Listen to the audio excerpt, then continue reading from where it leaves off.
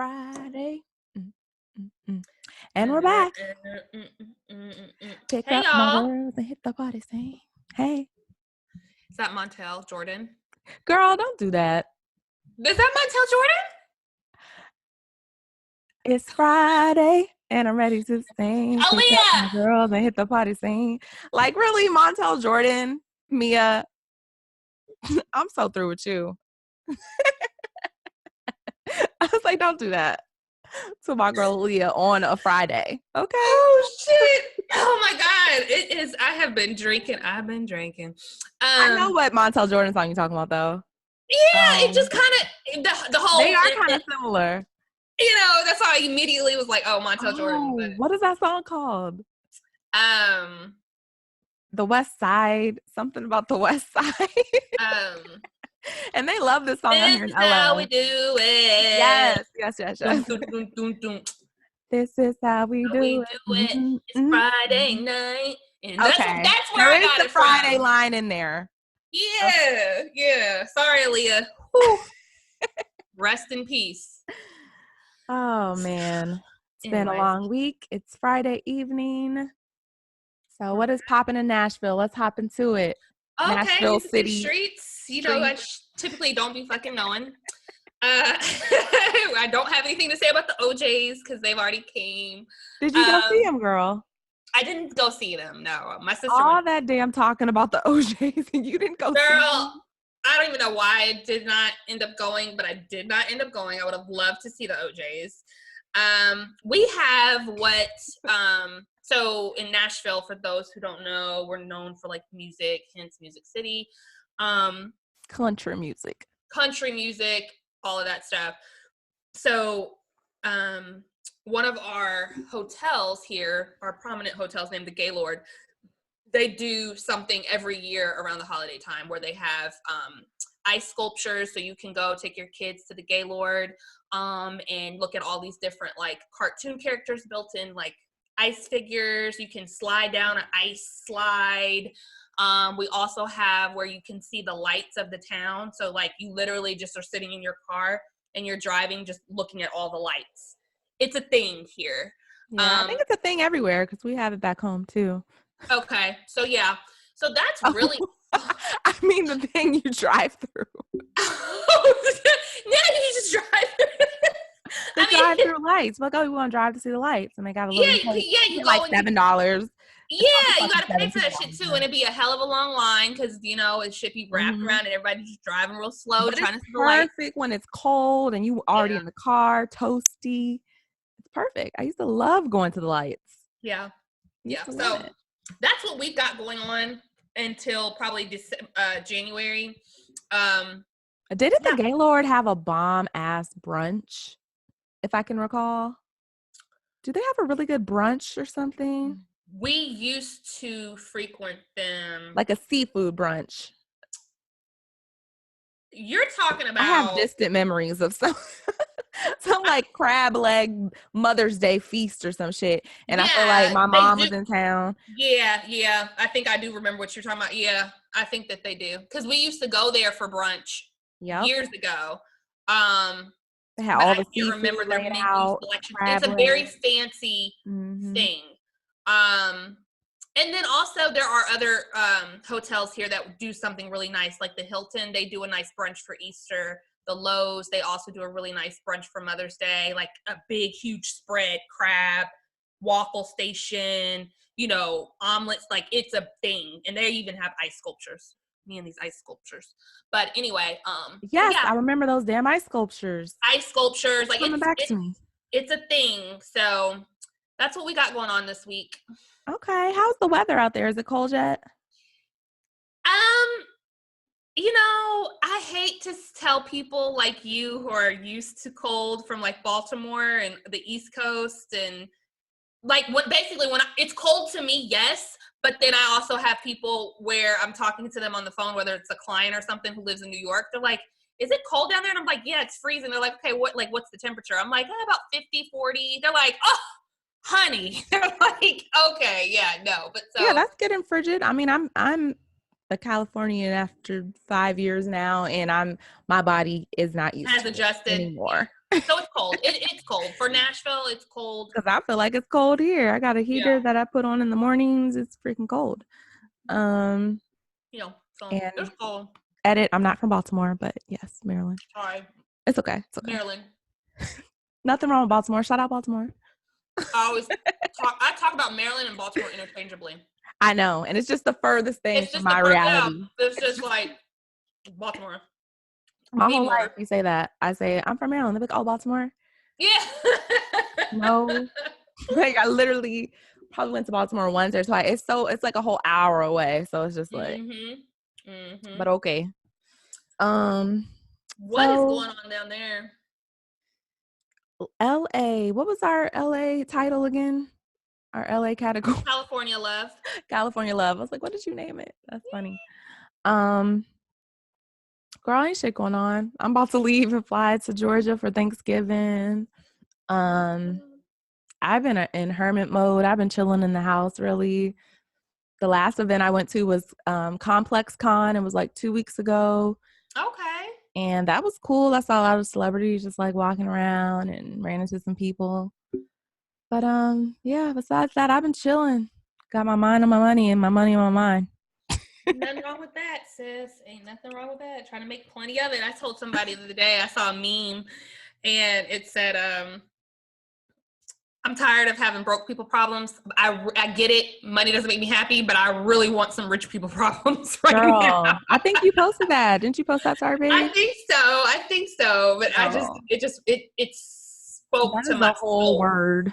Whole Huh? word. I said that's a whole word right A there. whole word. Like you could just post that and let that people eat off that for a month. Like seriously, give me the opportunity to see what it's like to be rich and have those issues. It's coming. It's coming, sis. So it's been a lot going on. A lot has been going on. Hot, y'all. The tea is hot. What's the tea, sis? Well, what we getting into first? The first thing I want to talk about that I'm sure you want to talk about, it's like the most recent right now, I feel, is this whole love and hip hop drama with Princess Love and Ray J. Yes. And they are making a mockery of their marriage on social media right now. I really don't know. I don't know if it's scripted. I don't know if it's part of the whole storyline. I don't know what's up. But Love and Hip Hop has had a hell of a year, all right? Because I don't even watch Love and Hip Hop anymore, and I still know everything that's going on because they're like all in the media. So from this April Little Fizz viral mess, and then now this Ray J and Princess Love, they're publicly fighting. Apparently, Ray J left Princess Love, and yeah, she's pregnant, and she has like a 2-year-old daughter. And apparently Ray J left them stranded in Las Vegas or something. And he went on some binge. I don't know, strip club binge or gambling binge. We don't know. We don't know. We just know that they're bickering back and forth. He blocked her. She came on his page underneath her daughter's Instagram name and told him that she was ready for a divorce. Yeah, they've been going back and forth for a few days on Shade Room. So I feel so uncomfortable. Like it's like the most tedious argument ever. Like it's the most, what's the word that I'm looking for? I guess it's just so non-important. I mean, I just feel like it's very when it came out, because I saw it from a picture that the Shade Room posted. And it was Ray J posting all 3 of them, I guess, from the award show. And underneath, it was like, Princess Love was like, oh, so now you want to scream family? Now you want to talk about family, but you going to leave us stranded? And so I thought it was like how Chrissy Teigen jokes with John Legend. Like, I thought it was initially, that's what I'm saying. Like, initially, that's why I feel so uncomfortable right now, because I'm like, is this a thing? Like, they really are arguing? Like, so anyway, I don't know. I just feel like every time somebody puts something out as it relates to in their situation, I'm like, why do we need to know this? Like, do you guys not talk to each other? Like, Don't seem like it. You don't talk to each other. You're explaining to us why you left her or why you didn't leave her. Well, clearly it seems like she's blocked. So I'm sure he blocked her number too, which is probably why she's on social media trying to reach out and speak to him. Girl, I'm gonna let you know when I saw the post, the initial post on Shade Room, I did not think it was a joke. I was like, I knew this already because my mind went right back to when he pushed her in that pool. And I was just I forgot about that. No man pushed you in the pool like that. Like, he pushed you in the pool, walked away. Like, you could have bumped your head. You were choking up water. He didn't give a damn. He just disrespected you. You're right. The utmost. And that was fucking 8 years ago. So, I mean, I don't know. I would have hoped that they have grown because they're a beautiful family. They have gorgeous, child. And she's pregnant. So I would hope that they would get it together. But I don't know. I feel like once a person loses respect for you, it's just downhill. Well, and then also I think though that somewhere I was reading that she mentioned she doesn't want to be married anymore or something like that. Did you see that part? Yeah, I saw that. I mean, I wouldn't want to either. If that's how you've been treated in your marriage, that's all you know. So that's what you think marriage is. And she just probably don't want to be married to him no more. Yeah. It's not surprising. It's just crazy too. It goes back to what people post. Like, they post the good things. So for me, as an outside person, I've always had Ray J in my mind as the person that I've seen him all these years, like as the bachelor, the single, even when he was serious with somebody, it was still kind of like a joke just because of like how he moved. And so here in the last probably 3 years, from the outside looking in, I'm like, God, he seems like, a pretty stand-up guy now. Like, he's really trying to do the right things. But again, it goes back to, you don't know what happened. You don't know what be going on behind these people's doors. Do you know what I'm saying? So like, even though she's pregnant again, I would assume based on all these pregnancy, maternity shoots and them together and appearances, like, they're continuing to build their family. So this was just a huge shock in a sense, not that it couldn't happen to them because this type of stuff is common for them. But for me, I was just like, wow, like clearly they haven't progressed from the relationship standpoint that much from years ago, I guess, is the aha moment for me. But yeah, that totally sucks. I would have hoped it was better, but I mean, I don't be believing Instagram and stuff anymore.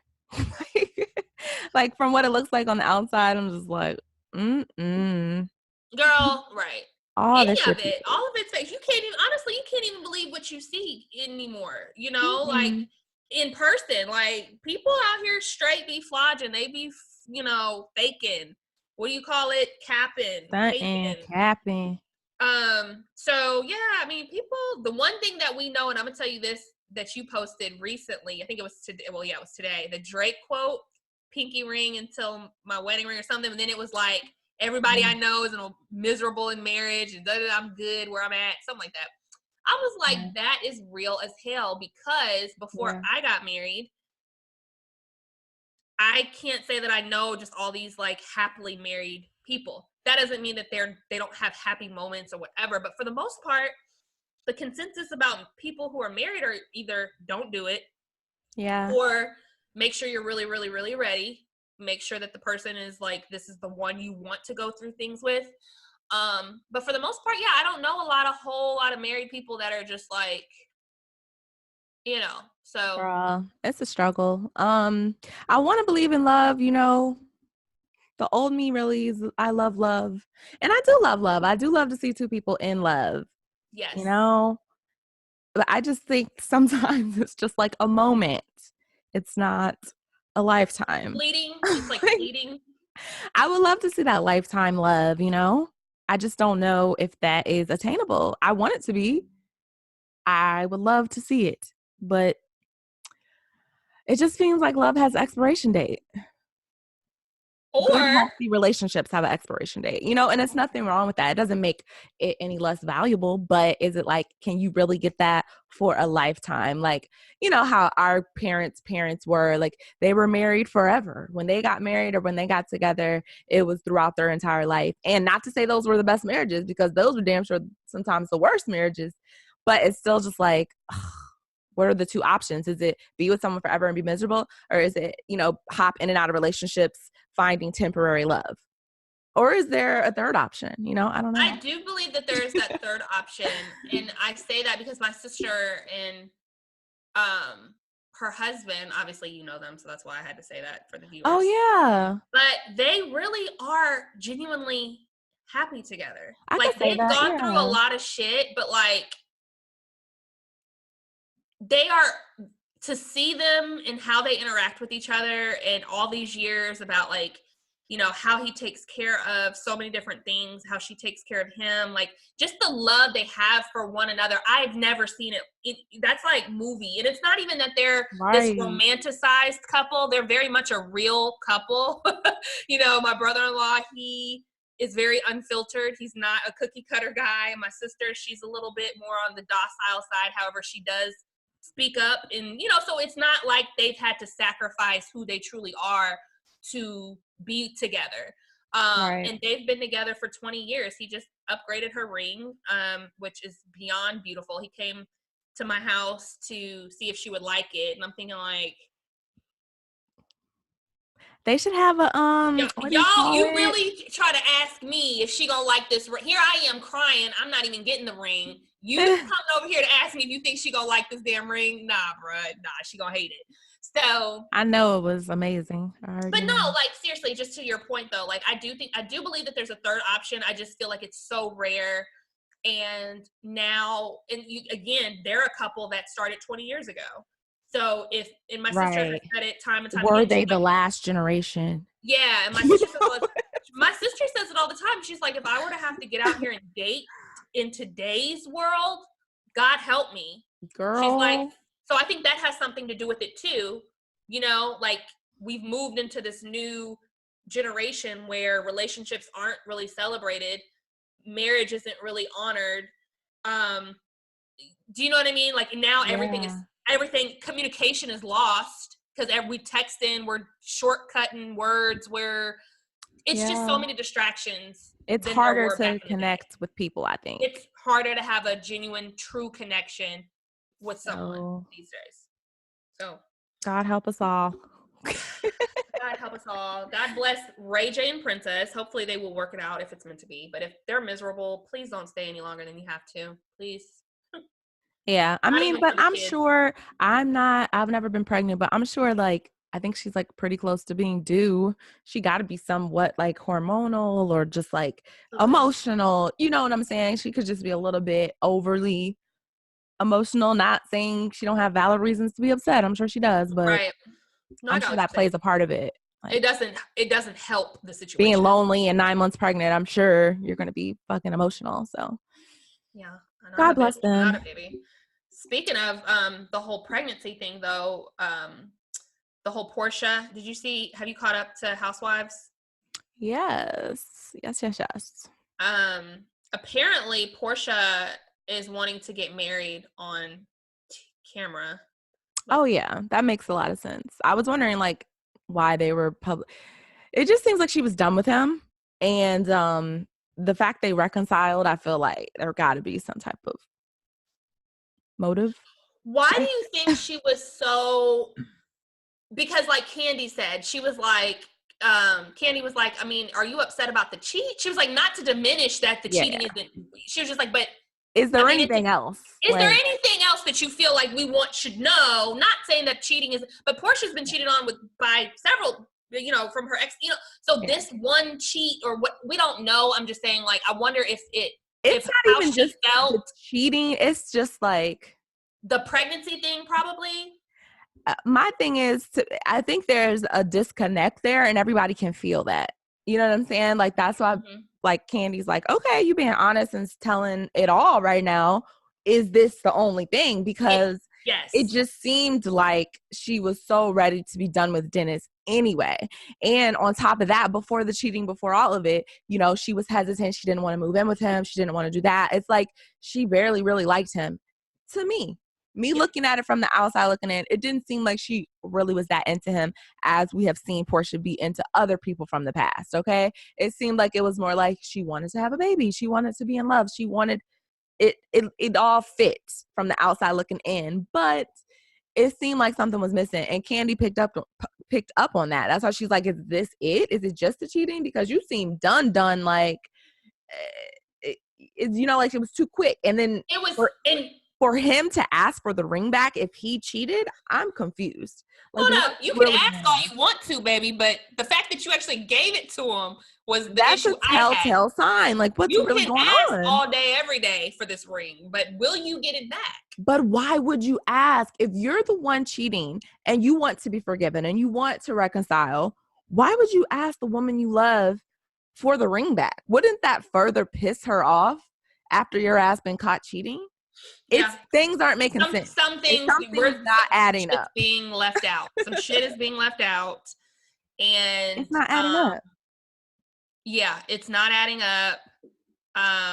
And I really felt bad in this last episode, just the conversation between Portia and her sister, because, you know, her sister had gone through something similar apparently with her child's father, and you know, this really just ties back to just literally what we were saying a second ago about marriage and relationships and like what's real, what's not real, you know, when to fold, when not to fold. How do you know when to continue to fight for something? Is it real? Is this genuine? Like, there's so many different layers and components that are like make up this whole relationship thing between two people, that as it relates to Portia, I really empathize with her as she was talking about it, because I felt like, God, she's really hurt. Like, whatever it is that's gone on, whatever it is, pregnancy, hormonal, like this girl is so damaged.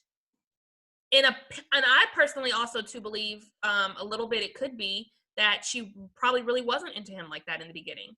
And so the fact that she let her guard down, maybe to now be like, okay, it took me some time to get here with you. And now that we're here, I really am in love with you, or I really do want this to happen.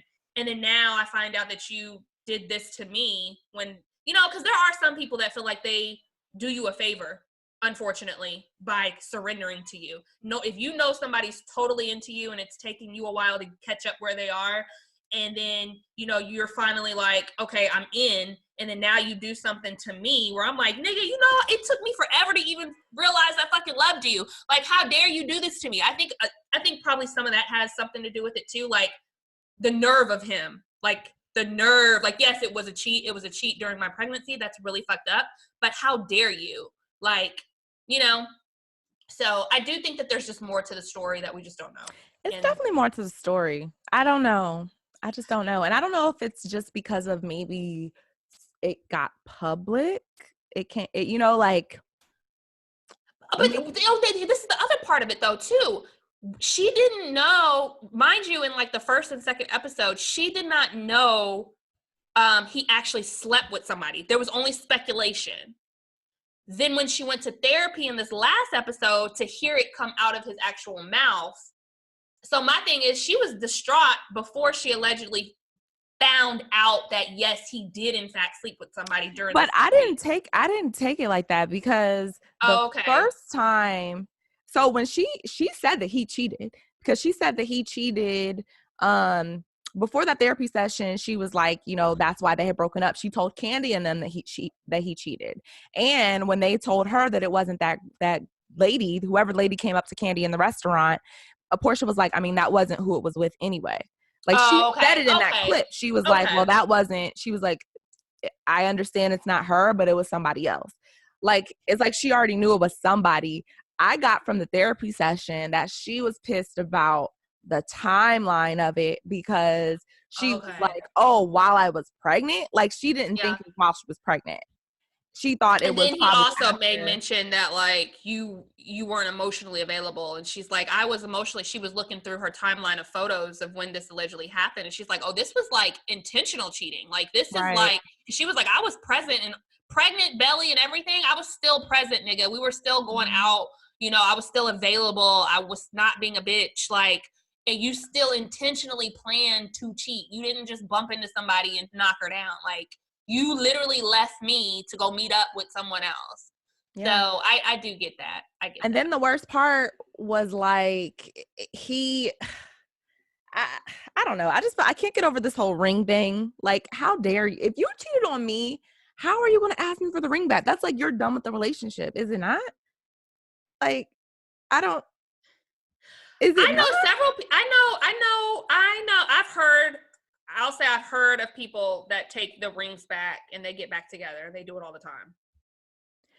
I know, but it's like if you want to be forgiven, why would you take the ring back? I Well, see you probably taking the ring because back if you don't want anything to do with them. That's like, okay, you leaving me, I'm done too. Like, give me the ring. Like, it's not like I'm begging for forgiveness. It's not like I give a damn. It's like you go about your way and I go about mine. I'm just saying, though, that doesn't seem like the action of a man who's begging someone for forgiveness and trying to get back in the good graces of his fiance who he got caught cheating on. That seems like a nigga that don't care. Is all I'm saying. It seems like he doesn't give a damn. Leave today, leave tomorrow, leave next week. I don't care because I'm gonna take that ring and pawn it or whatever, you know. And then also the fact, and she made mention of this, she was like, there was nothing wrong. She was like, I'm looking at our pictures. We're happy. We're smiling. We did the first sonogram. We did this. She was like, so we weren't even having issues and you cheated. So that's like, you just cheating just to cheat. Like, we're in a good place. Or I thought we were in a good place. So now it's like, Yeah. is it even real? Yeah. Because it's Yeah. one thing to cheat when y'all are in a bad place and you are out of connection and both of y'all feel that. But when one person feels like everything's going the greatest it could go and this is the romance of my life and then someone cheats, that's an extra layer of like betrayal because it's like, damn, you were faking this shit. Like, I can't even tell when something's wrong. Like, you know, like that's, and I feel like that's what she was telling to her sister when she was like, it's fake. It was like, it was fake. And her sister was like, it wasn't fake. You know, some people just cheat. And she's just like, there was nothing wrong. So that is going to make me think it's fake when we were just at the doctor's talking about, oh, I love you, babe. I love you. And then you went out and fucked somebody. It doesn't seem authentic. And I feel her on that. And it just seems like this is red flag, red flag, red flag.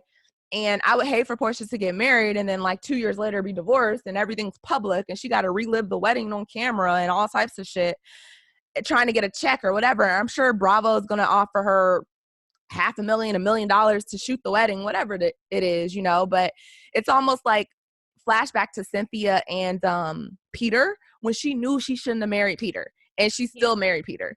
You know what I'm saying? And then a few years later, they just fell out. Touche. Peter was so fun to me. Peter was cute. I like Peter's like swag, his energy. Like none of the other guys on that show carry that type of like energy. I'm a man. Like no. I do fuck with Leon though. Leon, I love. You don't see him much, but I've always loved me some Leon. Huh? I said, yeah, I love Leon, but he's barely on there. He's like barely. on one That's what episode. I'm saying. I'm just saying as far as like any other guy that I'm like, ooh, you know, I just like I love Leon. And the fact that you can the funny thing about it is you just say his first name. You don't have to say Leon Davis, whatever his last name. You just say Leon, and everybody know who the motherfucking Leon is. I don't even know his last name. I don't either. I just know him by Leon and all his black cinema. Okay. Man, when you say Leon, people be knowing. Oh, okay. Girl. But the male presence has like drastically decreased. You know what I'm saying? Like a few seasons ago, it was like the men had their own little storylines, you know, with like Apollo and Greg and whatever. Now it's just like Todd's just running after Candy and Mike Hill's across the ocean and fucking Kenya's man is FaceTiming in part-time hubby. Like, I can't. Woo! Jesus Lord. Oh my God. That is so true. Like his attitude is such a mess too. Like that Mark guy, he can't stand Kenya. It's like they can't even stand each other. That's what I got. Well, I got from it that Kenya does want this, but she knows that it can't continue to happen how it's happening. And what I got from the the talk that they had at the table for breakfast was that yes, he was deflecting from answering her questions, but I can't say that it was solely because he was just trying not to answer them. I feel like he's very much a private person, or as private as he possibly can be. So by her like trying to put him in a corner to answer questions that she probably may not get answers to behind the closed doors, maybe she tried to come from an angle like, yeah, nigga, you're on camera. I know you're going to have to answer it this way. And he just still deflected. But he probably talks to her. I feel like she knows where he stands.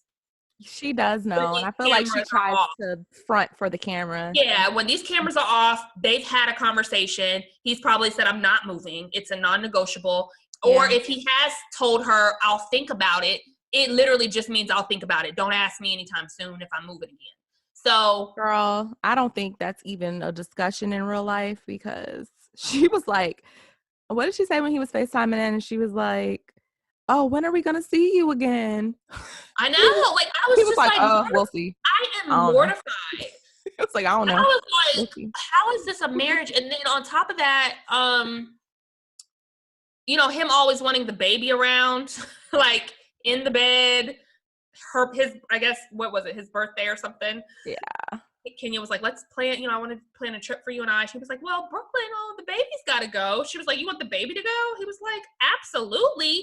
Like, those are all red flags to me. Like, he's only there for the baby. Like, only that's it. there for the baby. And he's making that very clear. I feel bad for Kenya. I don't understand why she has such bad dating history. Such a pretty woman, too. It sucks, yo. I could say the same about myself, though. Damn, I know. Dating curse. It's true. Oh shit. I don't know. But one thing I'll say about some women though, like, and I would put you in this category too, that you're not just gonna settle for anything just to say that you have somebody. Like, there are tons of women that choose they choose things, or they stay in things, or they make certain decisions based on loneliness or being alone, or being, you know, there's this, you know, it's a stigma that we've always had, like, oh my god, I'm turning 35, I'm not married, no kids, this, oh my god, I'm 40, I still don't. So it's like, for some women, those timelines really are important for some people, and so therefore they'll rush into certain things for the sake of beating that timeline. And I feel like Kenya is one of those women that's like, she's always wanted the baby, she's always wanted the husband, and, you know, now she's got it, and it's just not what, it's not, you've got what you asked for, but you didn't ask for the other stuff, clearly. I'm not saying that, but I shouldn't say that. She probably did ask for, like, having a loving husband, nurturing, all that other kind of stuff. But to me, that's implied when I say I want a partner. I don't, you know, but sometimes you do have to be specific about what it is that you want, so that way when things start happening and it's not going the way that you feel like it should go, or you feel like you've invested so much time and it's not progressing, then yeah, you have to cut ties. Otherwise, you're going to find yourself alone in a marriage, because that happens too. There are people that are lonely in marriage, you know? So I just think people have to put their happiness first. Girl. That's the politically correct thing I'm saying, is like, choose your happiness first, versus, you know, trying to be happy or making yourself happy with somebody else. Right. Because I feel like he's just so checked out. I feel like she's checked in. She really wants him to get on board, but he's just checked out. And you can't. I don't know if he was ever checked in. Well, yeah, but I'm saying you can't work with anybody if they're checked out. I feel like it had to be some type of arrangement. I'm just going to say it had to be an arrangement, because I feel like she just wanted to get married. She didn't want to be unwed and pregnant. So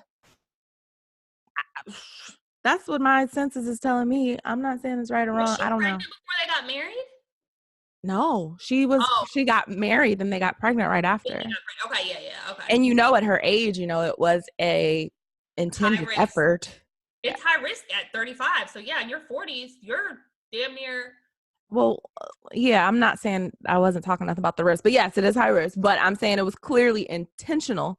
Like it was clearly Oh, like, let's get married, let's get pregnant ASAP. So it was clearly part oh, of the plan because for her gotcha. to get married right after that, it's like at that age, it's like they had to go through IVF and all that shit. So I'm sure that it was like a contract, an arrangement. Like he knew he was gonna have a kid right away.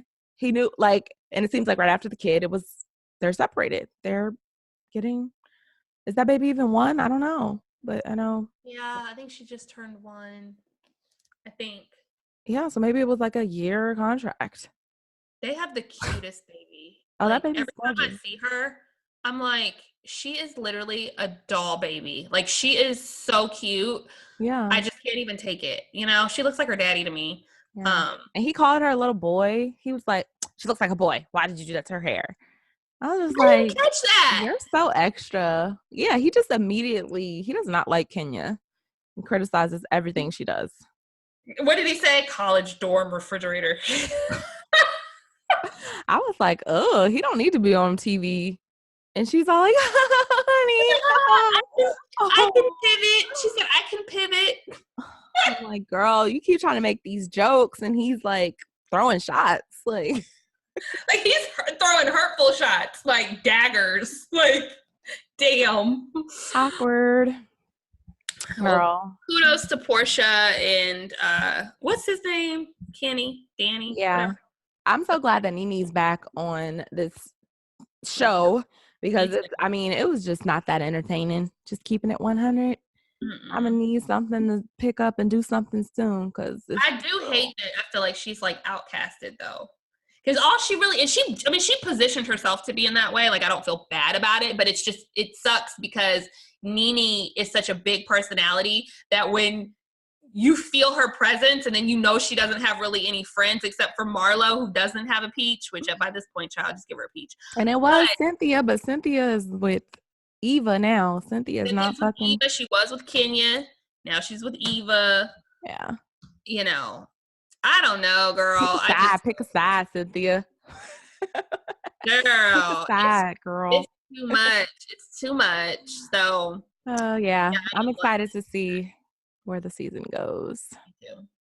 So, did you watch the Soul Train Awards? I did. I watched them. I know you did, girl. I didn't watch them, but there is some drama from them that I do want to address. So, apparently, you know, some of the big winners of the Soul Train Awards were, I guess, new winners were Lizzo and Summer Walker. And they were in multiple categories with Ari Lennox as well. I saw that, yeah. Ari Lennox and Summer Walker are friends of the show. We wear y'all out, by praise the way. their albums. We love both of you guys. I'm not the biggest Lizzo fan. She's not my cup of tea. I'm not taking nothing away from Lizzo. She's just not my cup of tea. She sounds like, to me, it's more, she's like screaming more than anything. It's just not a vibe that I really like. But what I can say is Lizzo is popish to me. She's not really soul, okay? And Ari Lennox came out and made a few public statements on Twitter and on Instagram Live, basically saying that, you know, she's very upset that she was nominated for like 5 awards. She didn't get no awards. She says that she made Shea Butter Baby for, you know, soul music. Like her whole intention was to make a soul album. And she says she remained true to herself. You know, she didn't try to get the popular ear and try to go mainstream with her album. She really kept it a soul album, like a real true R&B album. And I'm like, I agree with that. Okay. So apparently people saw that as her like taking shots at Lizzo because Lizzo won for best new artist or something over Ari Lennox, and Lizzo's music is not really soul to a lot of people. So there was some discrepancies there. And then Ari said some more things about like, why is she even trying? She wants to quit. This isn't for her. This is all a game of, you know, politics. And basically they're trying to get their numbers up, these award shows. So they, you know, she went into the whole tangent. I can't say she was right about everything, but I can't say she was wrong about everything. So yeah, I don't know. What are your thoughts on that? I agree. I mean, I agree. I agree with everything you just said as far as, and Ari about her making her album is just, you can, let me say this. It's There are beautiful. very It's few timeless. albums that I can listen to without having to skip through songs. Like, there are very few albums, like Very few albums, records, you cannot just put it in and let that shit play these days. Girl, It's she like, made a collective body of work that is it's a body of amazing. work. Her It's and a Summer body of Walker. work. I can play both of their albums nonstop. Summer Walker, I can do that too. Ari Lennox, I can do that too. I can do it with a few other artists, but as we speaking on this group here, I feel really bad for Ari. I do too.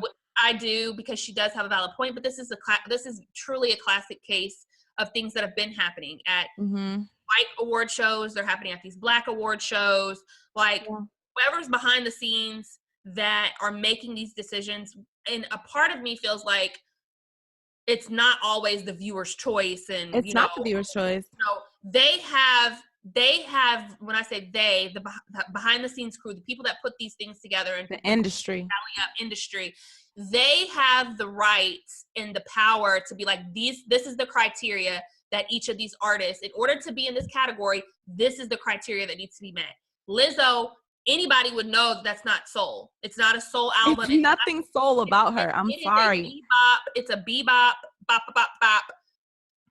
She's that, but she's in that lane. So there's no knock against her. There should be a category for her.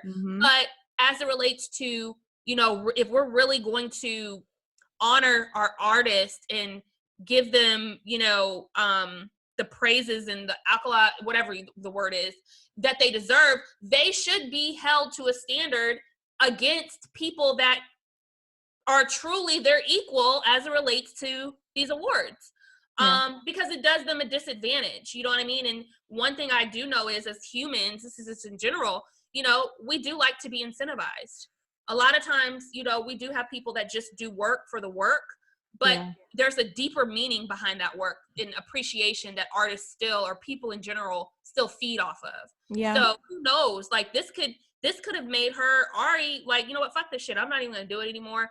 Hopefully she won't, or she'll continue to make beautiful records and understand that this is just an industry thing. It has nothing to do with her. It's got everything to do with these execs that are behind the scenes making these decisions. But you just don't want your good artists to ever feel discouraged. And that's not to say that they're always going to win, and you can't, she went and deleted her whole Instagram page. Yeah, she took it really, really hard, and understandably so. I feel bad for her. I really do, because I'm like, girl, first of all, I mean this with all due respect, okay? But I've never really seen anyone get mad about not getting a Soul Train award. So it's like that girl really loved y'all, Soul Train. Like, y'all could have probably not given that award to Lizzo. She wouldn't have batted a fucking eye. Like, a lot of people don't care about the Soul Train Awards. I'm not downplaying the Soul Train Awards, but I'm saying most of these major artists. I love the Soul Train Awards. The Soul Train Awards have gone down to me, though. Absolutely. And we as viewers, that's one thing, trying to see the black acts, the soul acts or whatever. But as artists, nobody really puts Soul Train Awards on a platform. Like, a fucking MTV award will come before Soul Train Award, like, to these artists. And then they hold like Grammys, Emmys, Oscars, all the way up there. All those white people award shows, like, those already take precedent over all the other ones. So it's just like, this girl honestly didn't give a fuck about pleasing white folks and really made a black ass album for y'all. And it's a good album. Great album. Like, it's a great album, but it's not an album that most white people are even going to understand. Absolutely. They're not going to listen to it. Absolutely. And she knew that when she made it, and that was a sacrifice. You know what I'm saying? Lizzo's music is mainstream. Most of Lizzo's fans are white, and that has a lot to do with her success. Like, yes, black people support Lizzo too, but white people really fucking support Lizzo, and that's why she's huge right now. Right. And it's fucked up, and I really would hope that some artists, true artists, step away from trying to get the praise from these award shows, because most of them are full of shit. They don't want you until you have a big buzz around you. All right. So the Grammys, they just released their nominations, and Lizzo has like a new artist nomination, like a few of them. Nipsey has nominations, and it's like, these artists dropped their music 2 years ago. They should have been on last year's Grammy ticket, not this year's. But now because they're hot, now because everyone's saying Nipsey's name, now because everyone's talking about Lizzo 2 years after her album came out, now they're on this year. It's bullshit. It's bullshit. And sometimes they use, like, when they wanted to suit their nominations, they'll say, oh, this album just didn't make the cutoff for the year. But when they want to push people through for viewership, they switch the rules all the way up. So it's just like, this industry is shady. Ari, if you're listening, girl, in our hearts, you won. Okay. And I just think that we need to really have, like, I just wish we could really, as a people, as fans, could really create a platform on our own, like, instead of always having to, like, go through all these executives. And it's like, I don't know what we could do. But even when it comes to, like, Instagram and YouTube and just everything, I feel like we're the ones who create the buzz. We're the ones who drive the money. If we could just fucking cut out the middleman some way, somehow. Yeah. I mean, like an app on our phone, and we really vote for who gets the award, like, or something. You know, I don't know. It just seems like we really have the power. Award show. We just say fuck it and start from scratch, and we just create an award show, and we actually represent what we want to see and the changes we want to see. And we, you know, it may start out with 20 people. You know, a lot of artists may not even show up for the first year, but once the buzz gets out there, and they're like, damn, like, they really represent for us. Like, these are the people that are actually measuring up within these categories. It makes sense. Yeah. So, you know, we can do that. Yeah, you know, really let the people speak. You know, really let the people speak. Let the people speak. Speak to us. Speak to me, please. You know, award me, please. Spotify has an award show. They're creating. I saw that. Yep. So that's dope. Yeah, and I was thinking about that too. I'm thinking, like, you know, everything is just all about streaming. Everything is all about the stream. It's a new day. About the algorithms, all about the analytics, and it's a new day. The new fucking day. It's just all new, and it's going to continue to. We're going to continue to come up with all new concepts. And pretty soon, in 5 years, it's going to be something totally out of this world where we're going to be like, what the hell? You know, we went from vinyl to records to tape to CDs to streaming. Like, my God. To damn holograms, girl. They're holograms. Right. This reminds me. Next hot topic. Oh, this Whitney Houston shit. Oh, with Robin. Yeah. The book, the tell-all book. Whitney's secret lover, her ex-best friend, Robin. Yes. Who media has speculated this has been her girlfriend for like 20 years. Plus. They've talked about this for years. Robin. Yeah. And I believe it. Oh, it's clearly true. Yeah. You know? I believe it. But you know. Now, after all these years, Robin is speaking out. She has her own book. She went on a whole damn press run. She hit up Red Table Talk. Yeah. Which I saw some of it. It was a very, very good interview. Jada. Was it really? It really was, because it was tasteful. It wasn't as this is why I really fuck with Jada Pinkett and what she's doing, because she's not typical media. So I saw some of the other interviews that Robin did, like on the Wendy Williams show. She did one for ABC, and they were just so, like, straight to the point. Like, when did you and Whitney become physically attracted to each other? When did you guys have sex for the first time? When did you kiss? Like, it was just, ooh, we want that drama. We want that you know, that tea. Right. But Jada has like an honest platform where she really just kind of lets you talk. You know what I'm saying? Robin was very comfortable at the Red Table Talk, and it wasn't like a forced conversation. Jada didn't really push for too much. It just flowed out in a very tasteful way. You and I just having a conversation. Yeah, very tasteful. And it didn't seem like grimy like Wendy Williams. Like, the Wendy Williams interview was just fucked up. Wendy Williams is the extreme. Wendy Williams is like a Tasha. She's the extreme. Like, don't go to Wendy thinking you guys are going to be palling it up. Hell, even her close friends, she still grills them. She'll be like, Nene, Girl, I love you. You know you were in my Hot Topics last week. no, you gotta watch that damn interview. Wendy's didn't give two fucks because Robin was like, yes, I want to respect Whitney, and she was a beautiful person. And Wendy's like, yeah, so when was the first time y'all kissed? Oh, okay. So basically everything I said came true in this book. Okay, yeah. I was saying this for 20 years, yeah. Robin got pissed. Robin was like, yeah, I know you were saying this for 20 years. Me and Whitney was going to ride up there and whoop your ass one day, but, we didn't do that. And Whitney was like, what? What, my ass? She was like, it's just my job. I would have ran. I don't fight. I would have ran. I was just like, Wendy doesn't give a fuck who Wendy. you are. Wendy does not care. I'm telling you, she does that with her friends. She'll be like, I love you. You've been in you were on my Hot Topics last week, but you know that this is just what I do. It's like, don't knock my hustle. Don't knock my hustle. Don't knock my coin. I love you. I want you guys to work it out. Girl. Wow. But yeah. So. Okay. Well, Yeah, I've been a little hesitant to watch anything related to that just because I'm like, a part of me is kind of like, why now? Like what's that's how I feel. Bring shit up with the deceased.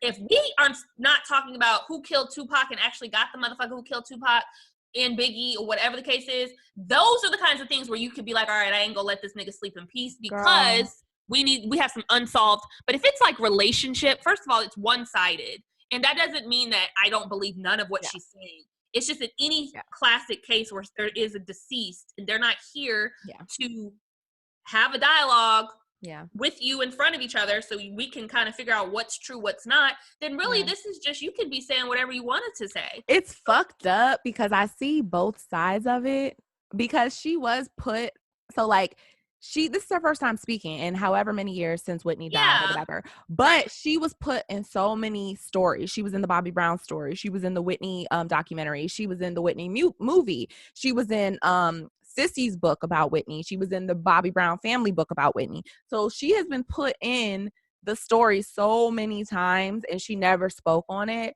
And it's like, I can see her wanting to kind of get her side of the story straight because she has been portrayed so many times in media, but it rubs me the wrong way because it's like, if you just truly wanted to get your story straight, you would make one interview, you would do the Red Table Talk one time, and you wouldn't put something out there for consumption over and over and over and over again.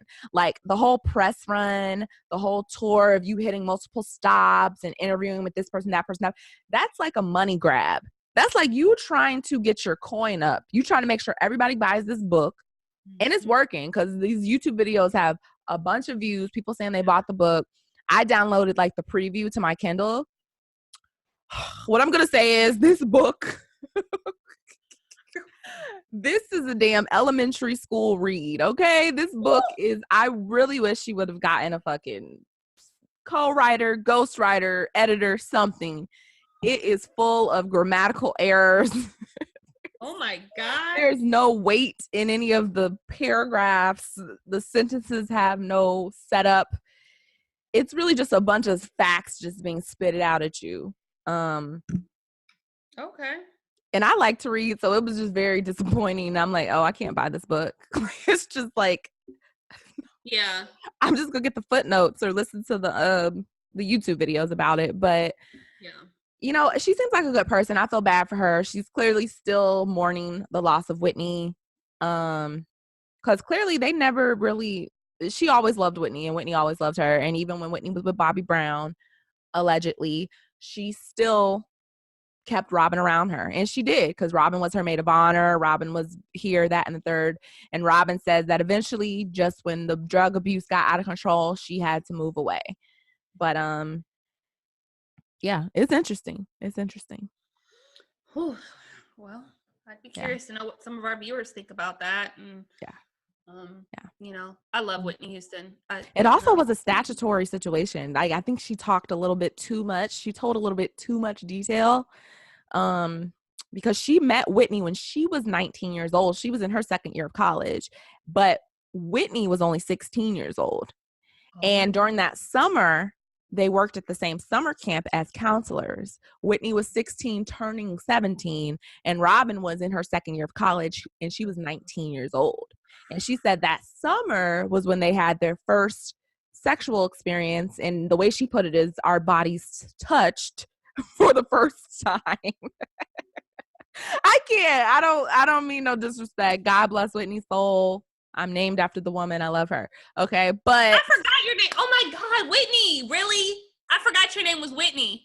yeah, in 1987 when she was popping. Okay, my mom. Your name is Whitney. We've been talking about Whitney this whole time, and duh, I'm such an idiot.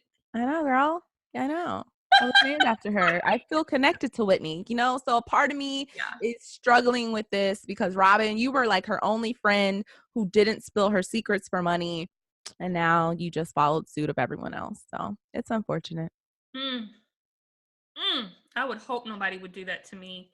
Girl, you know they're going to do it. You got some juicy secrets. Mm-hmm. I'm gonna be rolling around in my damn grave like this motherfucker. I told them before I left this goddamn earth, Girl. some shit goes in the grave. God damn, nah. She needs to at least make like a scholarship fund with some of the proceeds, or you got to do something to clean this up on the back end because it's just looking like a money grab. So I don't know, girl. All right. That's all the tea I got this week. Well, I wanted to talk about Fabulous. Oh, what's going on with him? Girl. So he did an interview with, I need to look it up. Don't quote me. But he just recently did an interview on one of those like radio shows. It's not The Breakfast Club, but it's a show like that. And he described his relationship with his stepdaughter or daughter, I guess, you know, Taina, which is Emily B's daughter from another man. Right. And their daughter is dating rapper G. Is it Herbo? G Herbo. G Herbo. And he just Fabulous, the dad, describes himself as the OG for them, meaning, you know, he's there to give advice as far as relationships. He's like there to explain to his daughter, like, yo, he's a rapper, you know. So when he's in the studio, he's in the studio. Like that's his bread and butter, you know. Like he was like the fisherman. He goes to the fish store. He was like the janitor. He's like the garbage man. He goes, picks up his truck to pick up trash cans. I cannot. You know? He said, so the studio, you know, that's his work. And so you don't really need to be tripping like that. You know what I'm saying? If he say he at the studio, because that's where magic happens. So, you know, and I'm just like, can you take your own advice? Like, you know, some people you just cannot take seriously. Like, I don't believe that if you're in a relationship with someone and let's say it's not going the greatest, I'm not one of those people that feel like you're above not being able to, or you shouldn't be able to give the next person advice if it's like good advice. Like if it's basic general advice, if it comes across judgy or very judgmental, then I'm like, okay, you're not the right person because your own shit's fucked up. But I do believe, hell, I get a lot of great advice from my single friends. You know, like what I will say is that I don't, just because someone is single doesn't mean they've never been in a relationship.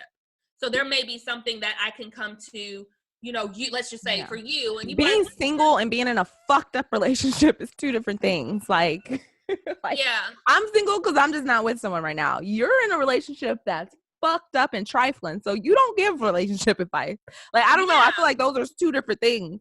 They are, but I mean, I'm just saying though, like if let's say Fabulous was like, you know what, you're beautiful, Taina, you know, don't ever accept less than, you know, respect from a man. Like I'm saying like as in terms of like your general advice, you know, nothing too judgy. Like if you do this, you're a hoe. Well, hold on, Dad. You like that type of advice? Right. No. But if it's just like you need to respect yourself or, you know, if this dude offers you this, nah, you better than that. Like, I feel like that's more a lane for him. But to be like, I don't know. He's like the OG, and as if his relationship is not and has not been in public tabloid fucked up. Like, who gave you the I am the relationship expert sword? You know? I don't know how they still show their face. I just don't Girl, they get just it. blew up, honey. Just like him and her, just. Domestic violence is one hell of an issue, is what I can say. Because that shit right there, You said no. bruh, yeah. I don't. God bless them. I don't know. Now I know we did we talk about April and Lil Fizz the last podcast? Maybe, probably. Maybe we did or we didn't.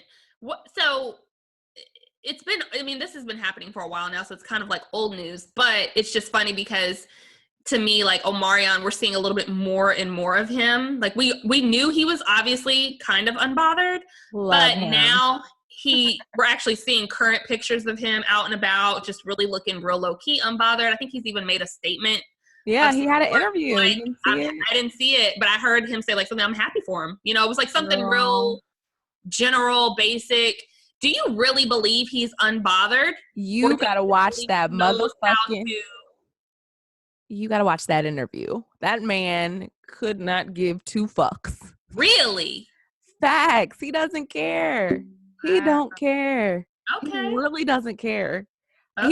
He was like, the thing I care about is, you know, he was like, yeah, I care because it affects the mother of my kids. Like, I don't want her to be not in a good place where she can't take care of them.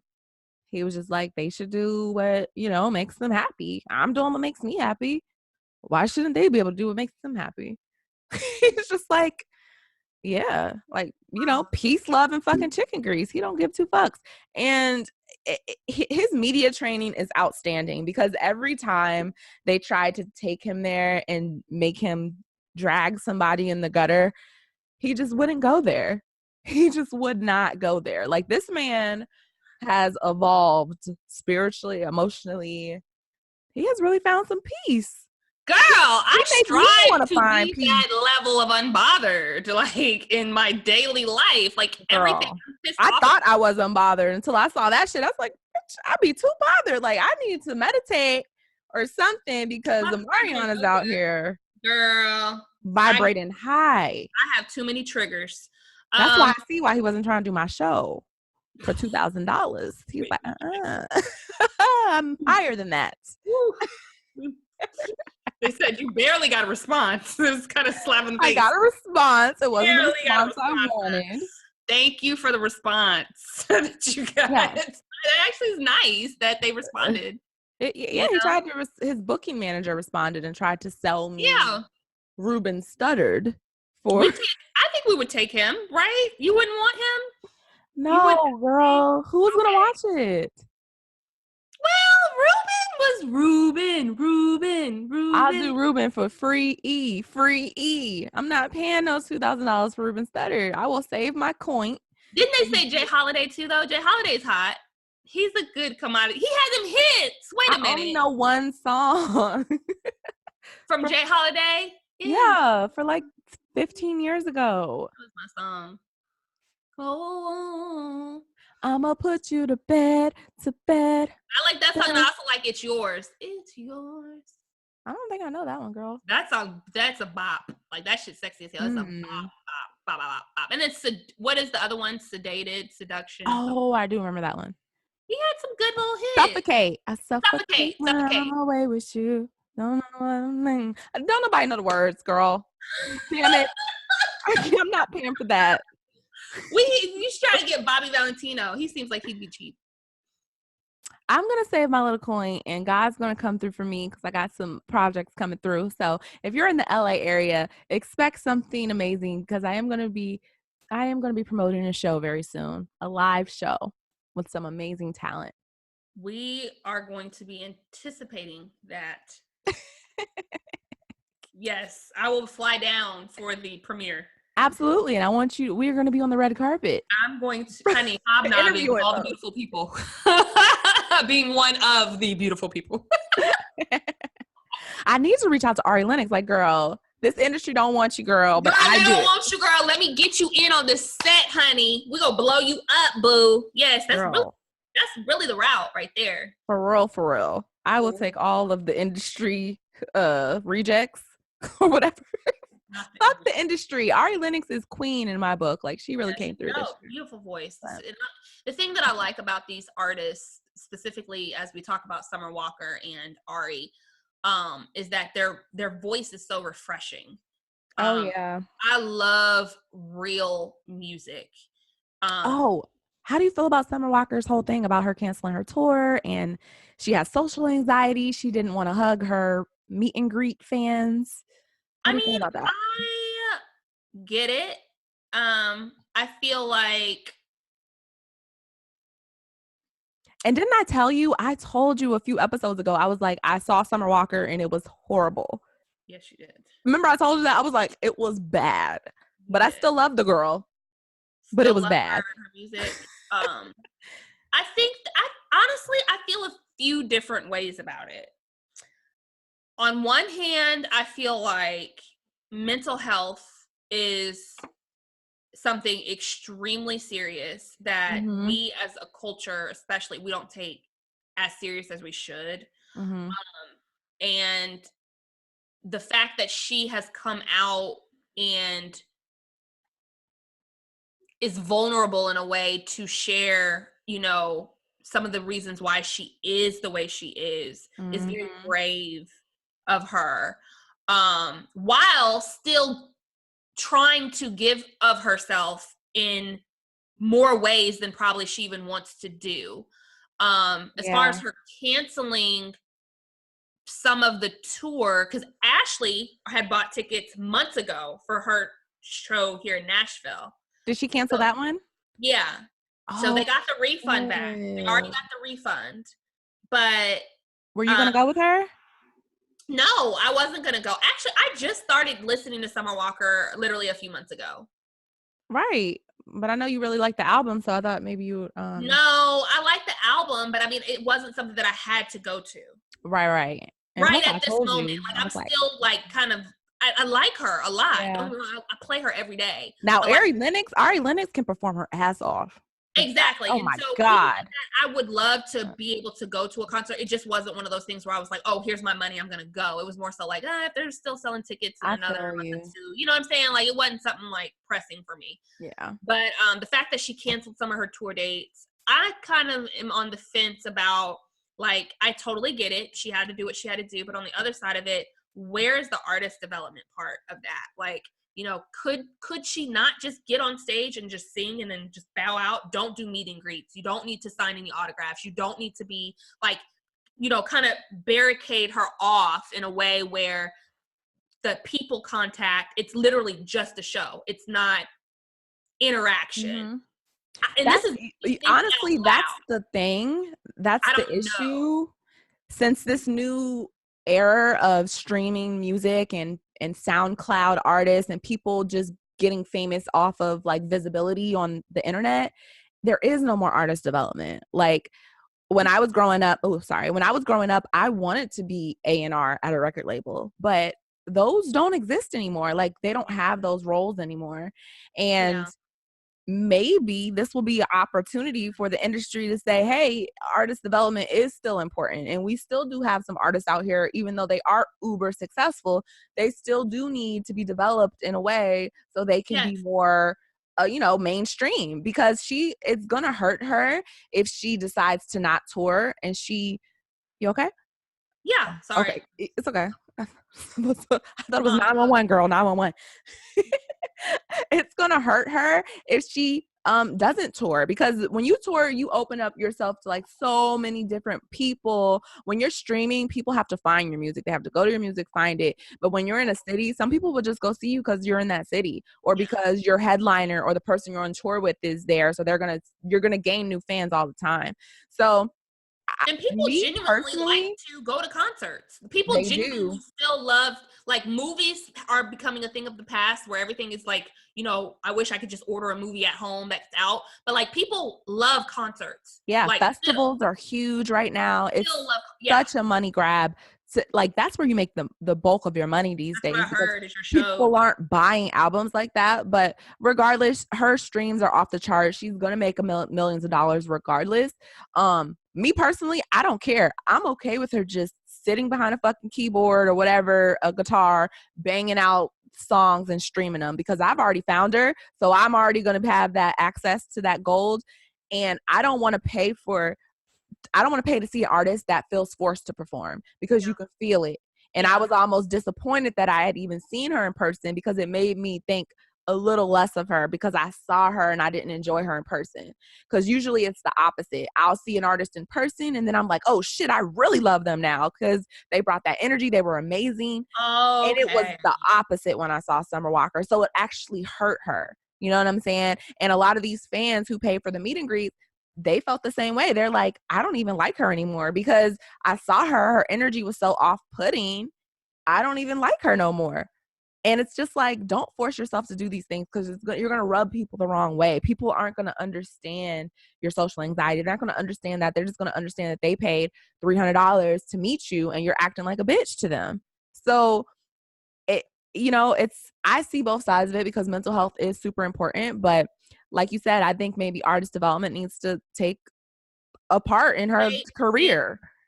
Absolutely. Anybody who is not used to fame should be coached and have that level of mentorship around them that helps them navigate in this world through Hollywood or whatever.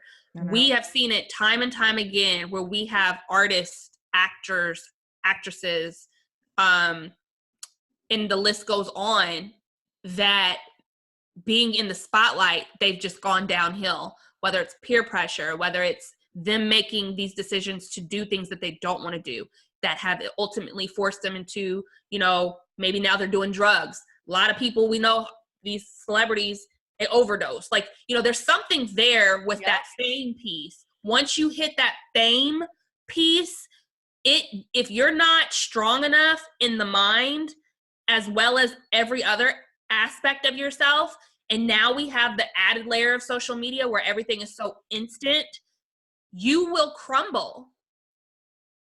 You will crumble, because we've seen it time and time again with artists that have been in the industry for years, that they just can't handle it. Something's going on to where somewhere something got lost, and Bobby Brown is not the Bobby Brown that we knew once then. Elvis wasn't the Elvis that we knew once then. I could go on, and Michael Jackson, it's just certain things with fame. It's a lot. It's a lot. So I can imagine, on top of her having mental health issues or whatever, and fame, I'm sure it's a lot. It's a lot. And I know that by her coming out in a vulnerable way with her diagnosis, or whatever you call it, that does not make her feel better, because a lot of the comments I've seen are very, very mean. Girl, a lot. Because like you said, people don't understand it. They don't really care about it. They just know that you have dope music. I like you as an artist, and I want to see you in concert. I've paid. That's why it's going to be a learning lesson for her. Either stick to what you know, or expand yourself when you're ready and you have that support and that help. So yeah, I agree. God bless her. God bless her. God bless you, Summer Walker. All right. That's all I had for tonight. Black excellence, black coffee. Black coffee, no sugar, no cream. I don't really have nothing. I was hoping that you listened to this. The Amanda Steele versus Sean King for the Rodney Reed case. Did you see the bickering with that? I didn't. I haven't seen Amanda Steele. I caught a glimpse of it. I caught a glimpse of it, and we talked about Rodney Reed, I believe, in our last podcast. He was the one that was wrongfully convicted, allegedly, of raping this white woman years ago. And there has been a substantial amount of evidence that have put him in the light of, like, okay, you're not guilty. This could absolutely not be you. And so Sean King, he is, by far he's just an advocate as it relates to, you know, the rights of brown people, really all people, but we Mhm. see him speaking up against for us on our behalf in a lot of these situations. Amanda Seales, same thing. She speaks out on a lot of these racial issues. Just Amanda Seales is very, you know, well-rounded. Sean King and Amanda Seales, they got into it. Amanda, her position on Rodney Reed, for those that do not know, Rodney Reed was granted, he was on death row. He was scheduled to be executed by the end of this month. And just days before the execution date, they basically put a halt on the execution for like a minimum of 120 days until they can get everything sorted out, because he possibly is exonerated from this. He possibly will be exonerated from this crime. Mhm. Amanda Seales has come out and she's basically saying that Rodney Reed isn't as innocent as we may think he is, due to some other things that people don't want to discuss. And then Sean, he kind of combats that, and he's like, first of all, the first 20 things, whatever you just mentioned, are all wrong. Like, there was no second woman. They, you know, let him off for that. There was no this, there was no that. You know, you can't just go on Google, Amanda, and read all this information and expect that all of it is, you know, now true. Like, you have to do your research and understand the facts. And so there was like this bickering banter between them that I felt was like kind of silly. And if it is in fact that Amanda was spewing out, you know, fake news, that's not good, because, you know, she has her own platform, she's got her own following, and, you know, in these type of situations, you do want to make sure that you handle them with delicate care, because, you know, we're talking about someone who was wrongfully convicted, who spent, God, what, over 20 years in prison, you know. So hopefully that's just really what I wanted to bring to the light, was just the conversation about Rodney Reed and those two advocates that I was like, why are they bickering? They usually, for this issue, they really need to be on the same side. You know what I mean? It's one of those things like, why are they arguing? Like, wrong information being passed around. I mean, I feel this is so sensitive because I feel I see all sides of it. Mm-hmm. And it's like, with stuff like this, I don't think anyone's ever always going to be on the same side, because it's like, it's a matter of, you know, are you proven innocent? Are you guilty? It's still like a trial, tribulation. Like, it's still something that has to be proven, you know? And it's Yeah. like, it, and that's why it's such a sensitive thing, like when it comes to like death penalty, because someone could be wrongfully convicted, someone could deserve it, but then they could also be wrongfully convicted. It's like, we never really know. It's like, how big is our faith in the legal system, you know? Well, and I hate And it it's like, because a lot of the evidence was not counted, you know, and this happens all the time. Like, that's my biggest thing is like, why is it that, you know, if I'm raped, or if I say that this person raped me, the very first thing I should be doing is going to get a rape kit to match DNAs, to do like, that should be like implied, you know. A lot of these cases, they deny having a rape kit. They never took the DNA test. They never, like, a lot of, that's the problem that I have with a lot of these cases. It's like the evidence to help at least prove the theory that this person did or did not do it is not even being taken into consideration, which is mind-blowing to me, because that's what I would think that the legal system, even though I know the legal system is very fraudulent, I know this, but I would think that at the very least, we consider all facts and all information, or at least majority of it. yeah. And one thing that I'm seeing consistently is that, oh, they were not allowed to bring this part of this piece in to help prove this person to be innocent or guilty, or There whatever. was a rape kit, or there wasn't a rape? There was no rape kit. Oh, okay. It didn't exist at all. It didn't exist, no. Oh, okay. So what did they not allow as I don't evidence? know. I don't Oh, know okay. necessarily the facts, but I'm just saying, as I was like skimming to read, that was like, or even when I was watching Wendy Williams with Dr. Phil on there, and he was saying that there has been a substantial amount of evidence proving that this man is innocent that was never taken into consideration. Wow. That's been the big thing. Like, here's evidence that he didn't do it. Why is this not being looked at? Mm-hmm. You know what I mean? Like, why? So Yeah. But It's just a touchy situation because it's just like I those know. type of things you just sometimes you just never know. Like he could have not done it, you know what I'm saying? But also just because you don't have a rape kit doesn't mean you didn't get raped.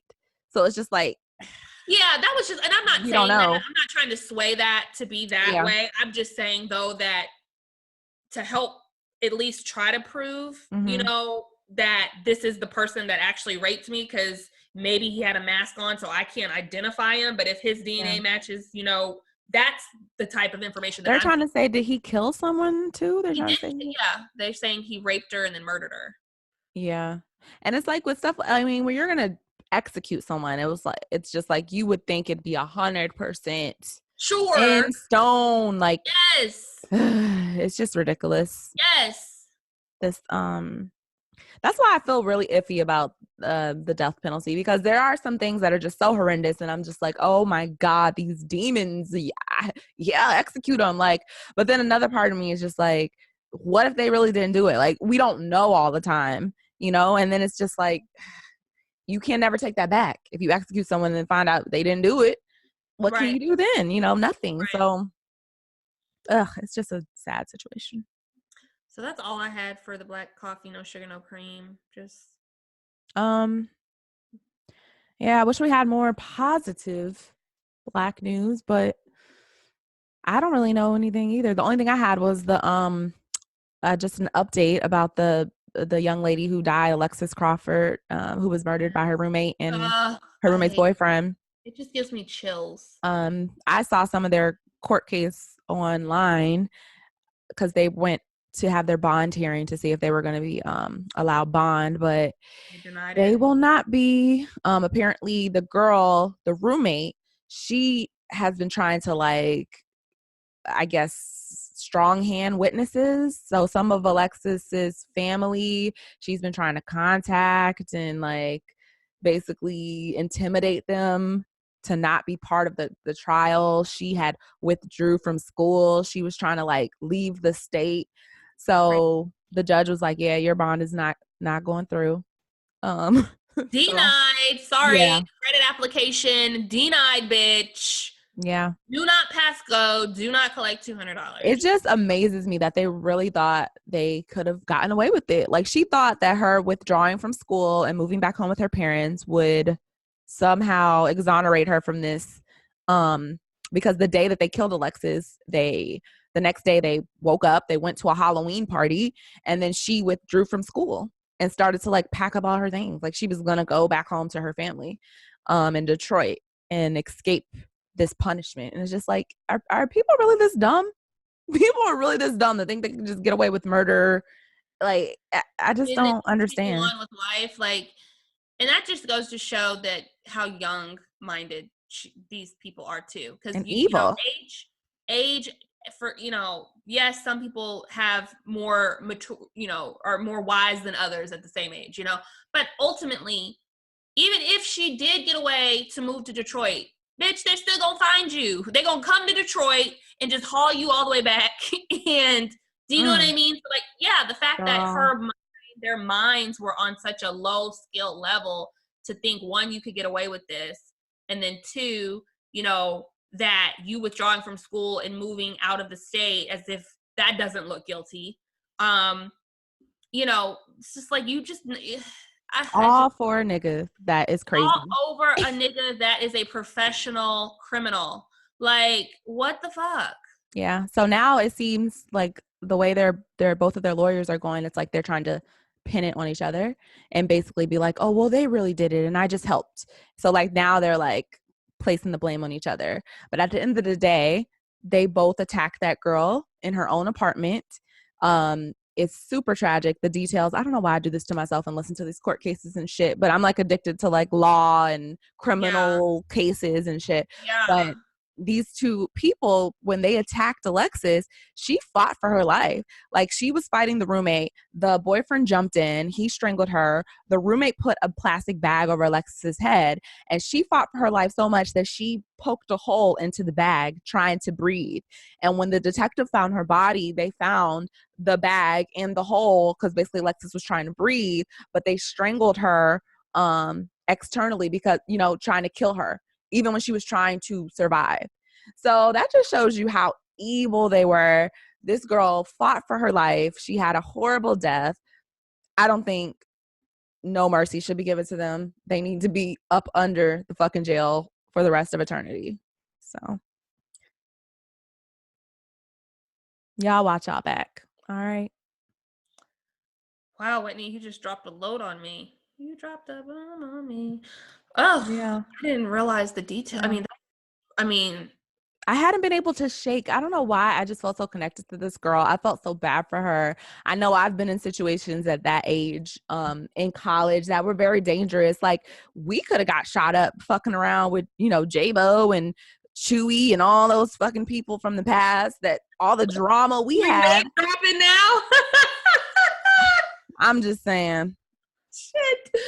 We've been name dropping. He's a warrant. He's property of this fucking state at this point, and it's a cautionary tale because this, we were wrapped up with someone who's in jail right now for murder, and it definitely could have went, left, just like this poor girl did. Same age and everything, 20, 21 years old. And I went to school in Atlanta. Like, when I went to school in Atlanta, I was attacked by this dude, me and my friend. She had to stab the dude for us to get away. So it's been so many crazy situations where I could just see, like, it could have went bad for me. You know what I'm saying? So I felt connected to her. I feel really bad for her and her family.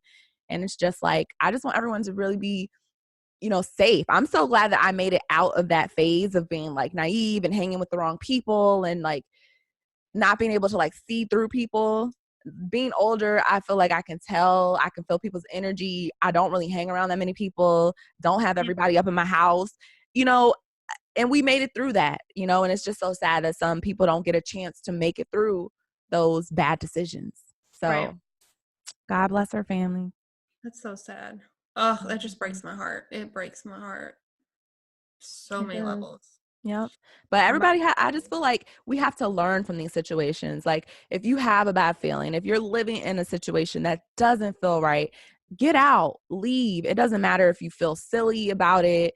Alexis, she had filed a report against her roommate's boyfriend, and she said the energy was weird, but she still felt like she just had to stay there until, she left for break to go see her family during Thanksgiving or whatever. So, but it's like, had she known where it was going to go, she should have just left. You know what I'm saying? Don't force yourself to stay in something when because your energy is going to let you know when people don't have your best interests at heart. And, unfortunately, it went the way it did, but hopefully we can just learn from this situation.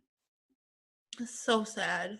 Mm-hmm. Like, it's just, people are just crazy. Yep. Evil. Stay prayed up, y'all. Jesus. Well, do we have, should we go into our listening letters? Yes, ma'am. Okay. Mine is really short.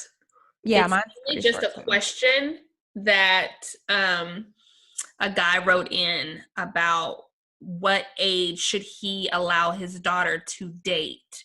She is 13, and she is basically, in the letter, he was just saying, she's been asking if she can go to the movies and, not have to be chaperoned. And, I'm a trusting dad, whatever, this is my baby girl.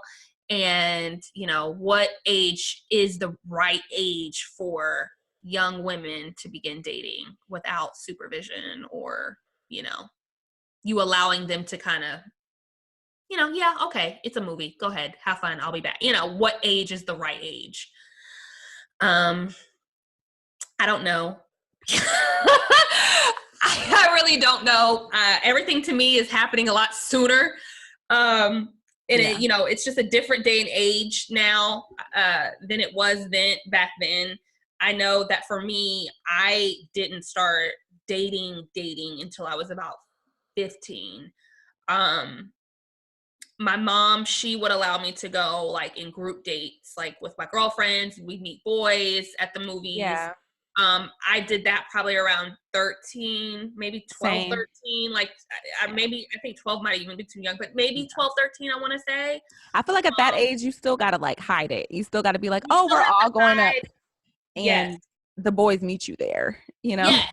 Because it wasn't like, tell him to get him and his friends to get in the car. No, it was, who you meeting up there? Okay, who's parent? You know, it was still like a who is who, what are y'all fucking about to do? Because I'm coming back here to pick you up. So I would say I would say look at your children and assess your children and their decision-making skills. That could look like maybe from 13 to 16 range. If you have a 13-year-old who you feel like is very responsible, she makes a lot of great decisions as it relates to things that you've seen with your own eyes, then maybe 13 is the age for you in your household. If you're like, no, my daughter is fast as fuck, she's constantly on punishment, you know, whatever the case is, she does this, then maybe 14, 15. You know, I think that it just, parents, we know our kids. You know, because I was talking to another parent about this, and we were basically saying, when your child is the gifted one, like the AP class, like certain parents just, and it has nothing to do with the other kid being a dummy. It's just that, that nigga just gets you. You know, you could give him that fucking encyclopedia and he'll just read it all the way. Your kids, their responsibility levels. Yes, there is still going to be a component of sneakiness because that's just being a kid. But in the grand scheme of things, I would say assess your children's decision-making skills and then an appropriate age to follow that. But I can't say 13 or 15 or I don't know. I really don't know. Things are happening a lot sooner. I have a girlfriend who, another girlfriend, they're talking about stuff and doing stuff at 9, not dating. I mean, just doing stuff at 9 years old.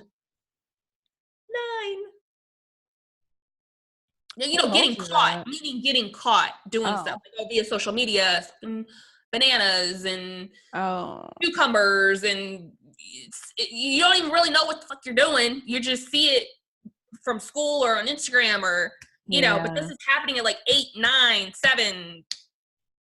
Wow. So we can't even get to 13 so I guess that's my only 2 cents on that. I don't know. I don't know a right age. I really don't. I'm scared. I would think around like 16 would be acceptable, but I mean, I don't know. I don't have kids. But then again, when 16 just seems like a dating age. Like, It does. Like a true date. Exactly. A true date where your parents are like, okay, that's fine. Be here in the house by 9.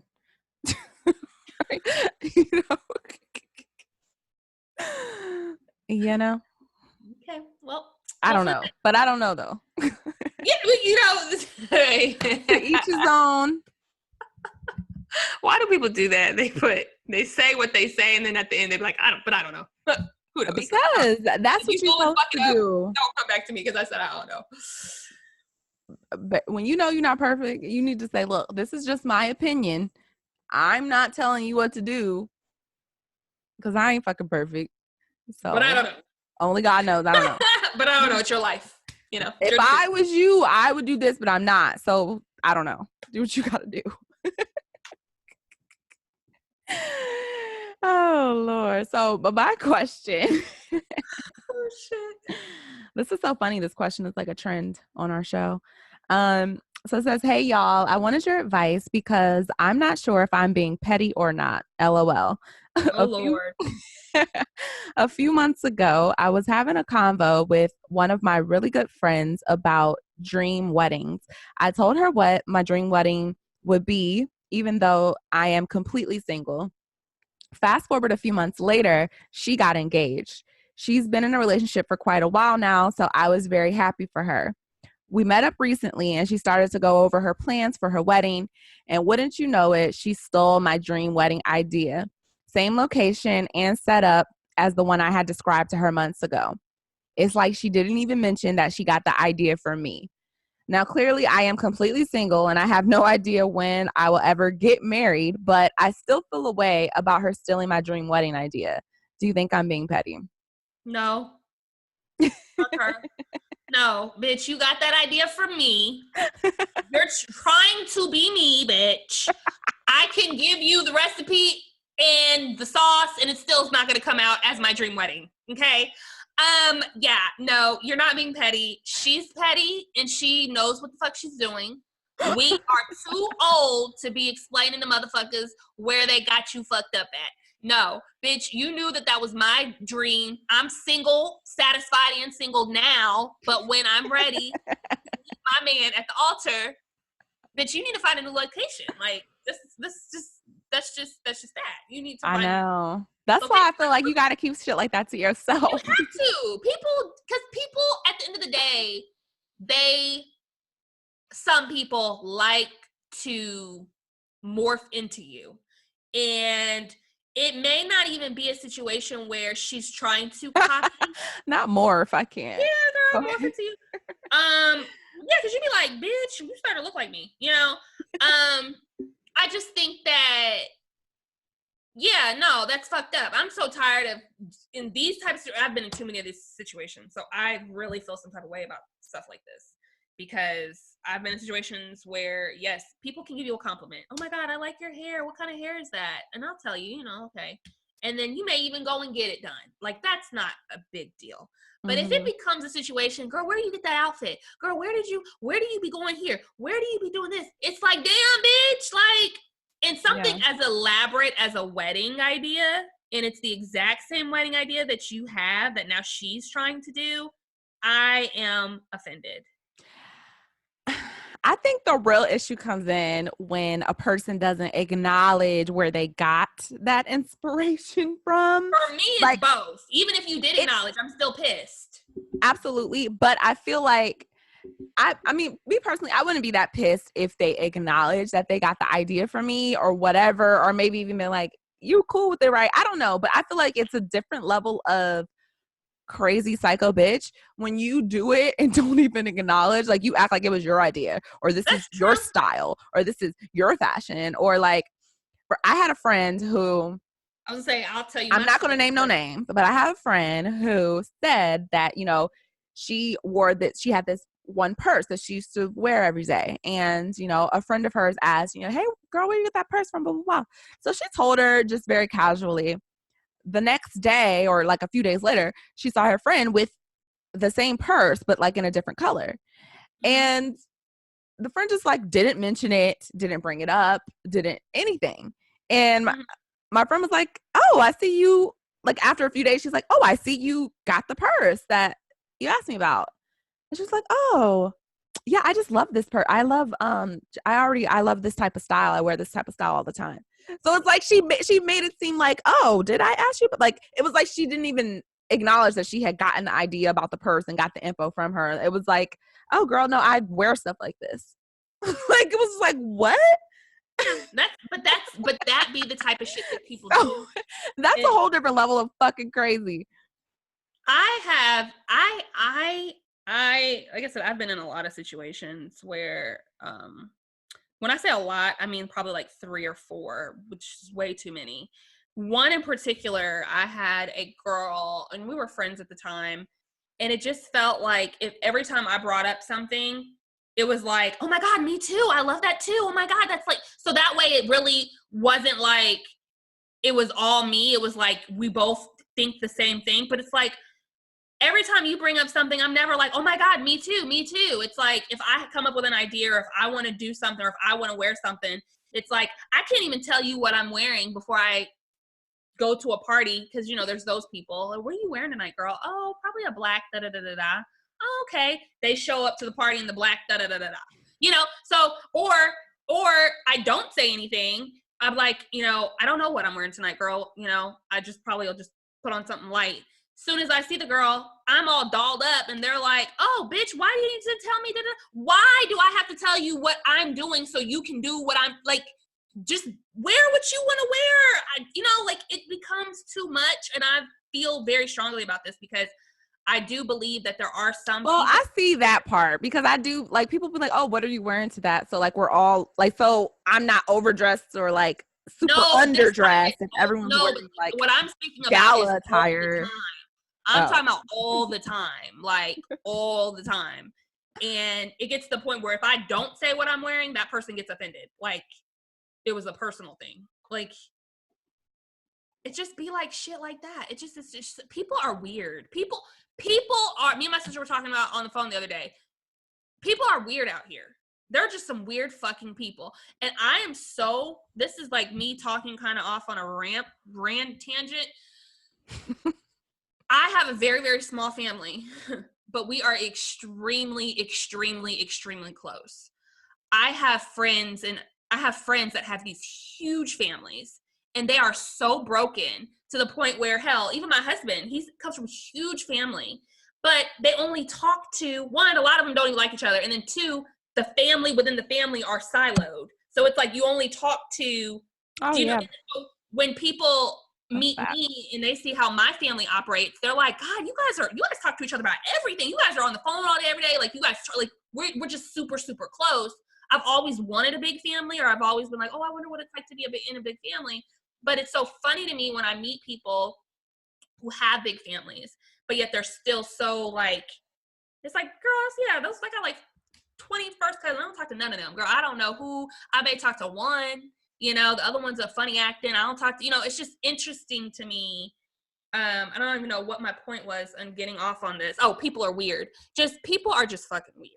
So I just have to, literally, my circle is the size of a fucking dot when it comes to friends and people who know my business.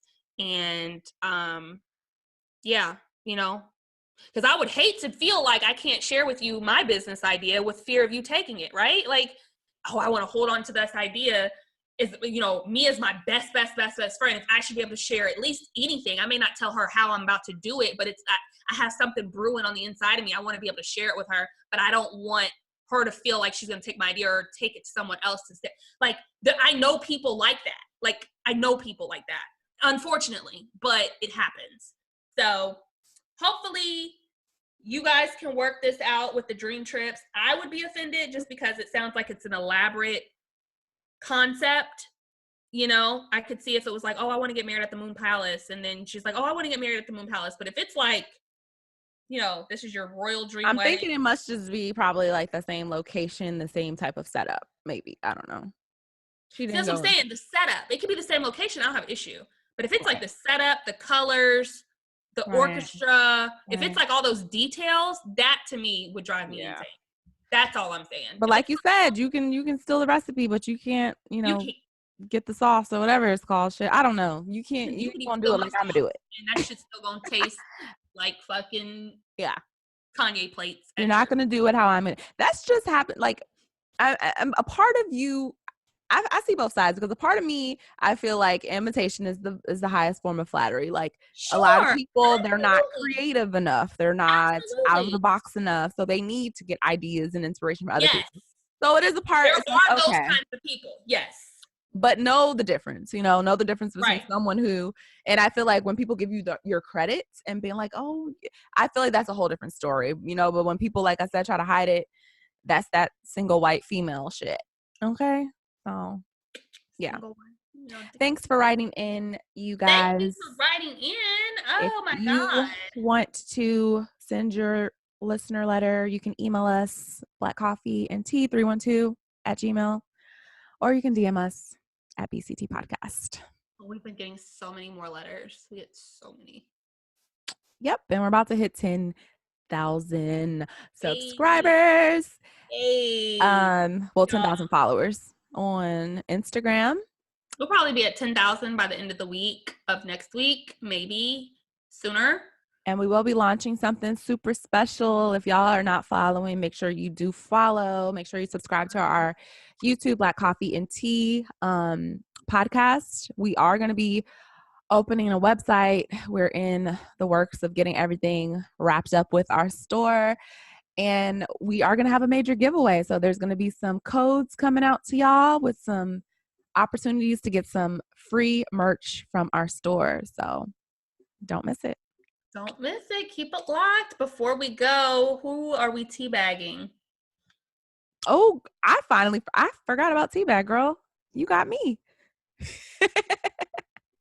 You got me. Who am I gonna teabag?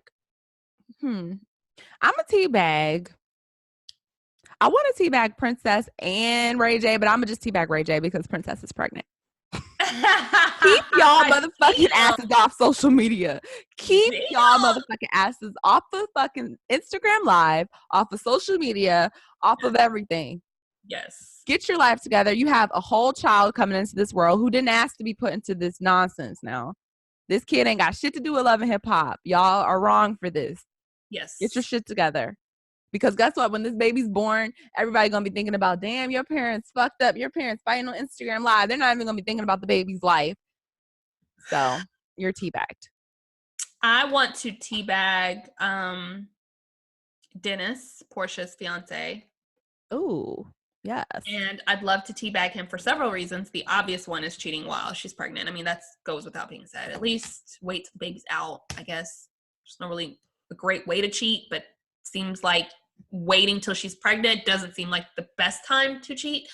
But then also asking for the ring back, you know? Like, I'm not saying there's a great time to cheat, but certainly not when someone's pregnant and you're about to marry them. That just does not seem like the appropriate time. It's like, is there any respect anymore? Is there any respect? No.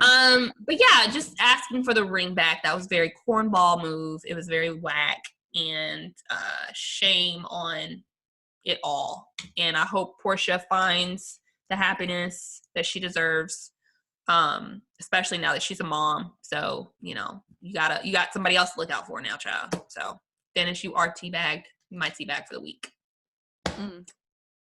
Hate to be you. Hate to be you, Dennis. This has been great, y'all. Keep it locked. Until next time, peace. Bye. If you enjoyed this episode, make sure you subscribe to the Black Coffee and Tea podcast, available now on iTunes, Spotify, Souncloud, and YouTube. And if you want to be a part of the BCT fam, make sure you follow us on Instagram at BCT Podcast. Until next time.